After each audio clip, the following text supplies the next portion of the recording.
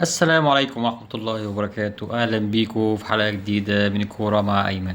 السوبر الأفريقي المنتظر، الأهلي والزمالك.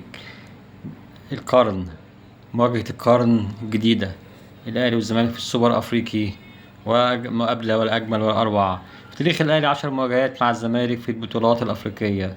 الأهلي حقق الفوز في 6 مباريات وتعادل في 3 مباريات، معرفش الخسارة غير في مباراة واحدة في تاريخه.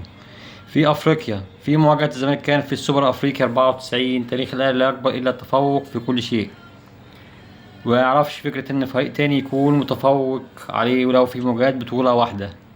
فرصتكم يا رجالة، فرصة الاهلي انه يفوز بالسوبر على حساب الزمالك، عشان يكون تاريخ الاهلي في افريقيا في مواجهات الزمالك لا يعرف فيه معادلته سوى فكرة التفوق المطلق.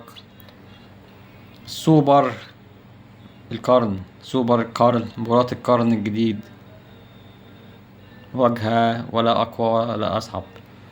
بالتوفيق للفريقين، واتمنى يأدوا لنا ماتش جميل متوقع من الفرقتين، حماسي يشرف الكرة المصرية ويشرف الأهلي والزمالك ويشرف كل أهلاوي وزملكاوي. أتمنى لكم تقولوا رأيكم في التعليقات وتتوقعوا النتيجة، للأهلي الفوز، للزمالك الفوز. تكتبوا لنا في التعليقات، واتمنى الاشتراك لمتابعة كل جديد مع الكورة مع أيمن، والسلام عليكم ورحمة الله وبركاته.